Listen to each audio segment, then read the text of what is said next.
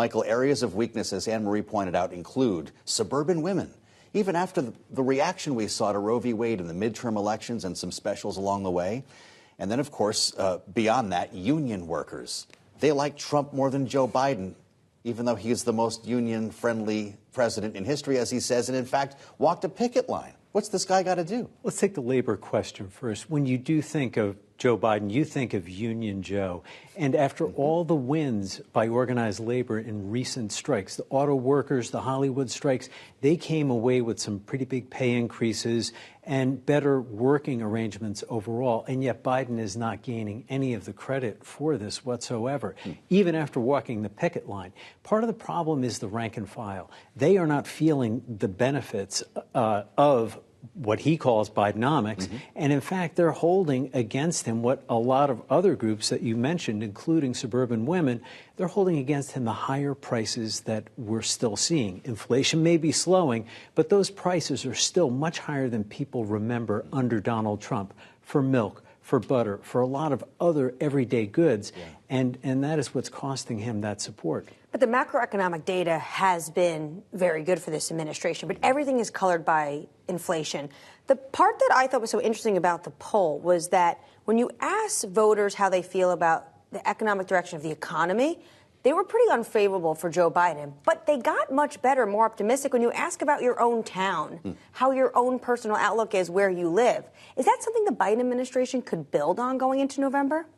Well, Annmarie, that's a really great point because people are feeling a little bit better about their local economy, as you said, and we are seeing inflation coming down. So that may be really corollary to each other. What is going to be interesting to see is, can it come down fast enough, to Mike's point, that people feel differently about the economy and about how Biden's policies are affecting their lives in these swing states that are going to matter so much. And the Fed's going to be a huge part of it. You know, at Bloomberg, we covered so much the last couple of days how the markets reacted to the Fed's decision on Wednesday. But it will be interesting to see if the Fed does, in fact, cut in 2024, Joe, how that will end up affecting Americans. We're already seeing like rates on home mortgage loans go down pretty markedly. And you think about how that might coincide with the timing of the next year. You get halfway through the year and we'll see. What did Biden say on Friday when the jobs numbers came out? He said it wasn't just a sweet spot in terms of this amazing job report and where inflation was, the fact that the rate of inflation was coming down. He said, I'm not encouraging the Fed to raise interest rates. Sure. That's different than tweeting at them like a former president may have. This was to donors. Yes, indeed. Well, yeah, and then without the cameras there. Put Michigan in perspective for us here, Michael. Joe Biden won the state in 2020 by 154,000 votes, a little more than that. Donald Trump won it in 16 by only about 10,000 votes. The importance of this state, particularly for a Democrat trying to seize the union vote, couldn't be higher in this case, could it? You can't overstate the importance of Michigan and other places like that, Wisconsin also.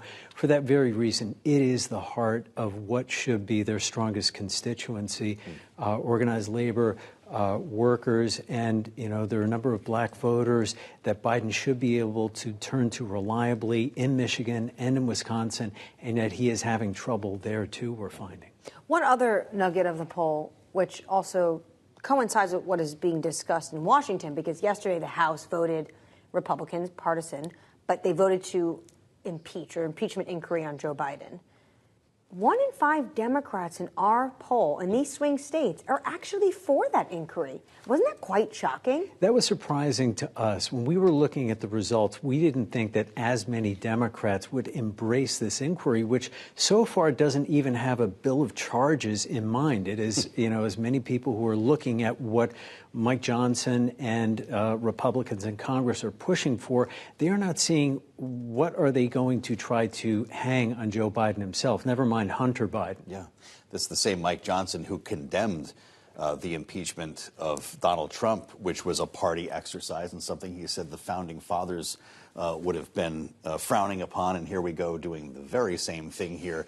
They're not done yet, though. Well, not the House, the Senate. As we learned today from Majority Leader Chuck Schumer, they'll get a weekend, but they're coming back. Here he is. After we finish today, the Senate will return on Monday.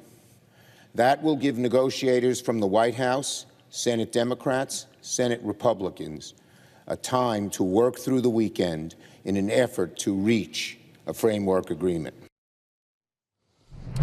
Unclear what would come of this, but Peggy, we do seem to have some signs of progress in talks over a border deal. That would be required for basically anything to happen from here, funding for Ukraine, for Israel and Taiwan. Look, this has been an exercise decades in the making. Do you think they can pull this off in the next couple of weeks? Well, we have seen the holidays be a great motivator for our lawmakers on Capitol That's why Hill. he's keeping people here, right? Well, possibly. But I do also think this is a big and critical moment for Ukraine, as we saw President Biden meet with Zelensky. So I think it is critical. I think that issue that you just mentioned, the border, is the real crux point here. And while Biden has moved a bit towards the Republicans still want more from the Democrats. So it's going to be a question of how far can they get towards an agreement on the border that then unlocks the funding for Ukraine and Israel and Taiwan. But now to the House. White House Press Secretary Karine Jean-Pierre threw some shade at Republicans in the House for their plans to go home for the holiday without taking care of business, in her words. Take a listen.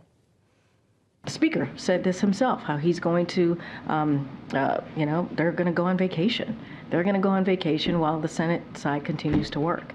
And that's not delivering for the American people when you go on vacation and go on Christmas recess. Okay, so the House Republicans are leaving, and there's one member in particular who's leaving. Leaving for good. And not coming back. Yes. How about that? Kevin McCarthy today. What must have been going through his mind as he stood on the floor? He started this Congress out as Speaker of the House. Yeah, and is now the shortest tenure Speaker in history, right?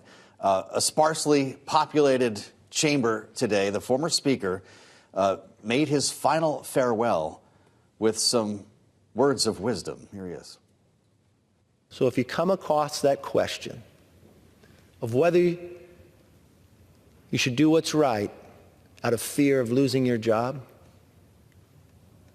do it anyways, because it's the right thing to do, and this is what the nation requires. I think putting people before politics is always the right answer. I'm guessing that was more for Speaker Mike Johnson than, say, for Donald Trump. Yeah, Mike, when you look at this, and you were here during the entire Trump presidency, after January 6th, he said he was kind of done with the former president. And then he made that trip down to Mar-a-Lago, and now he says he's going to endorse him, and he's backing him for 2024. Not only is he backing him in the hallway, as after delivering those remarks, he even said he might be opening to serving in a Trump administration if called. So it is fascinating to see how he has come around on this. And of course, he is looking for a new job. So maybe that's a new opportunity for him. And Joe, he really did have a star-crossed tenure as Speaker, an odd capstone to 16 years serving in the House.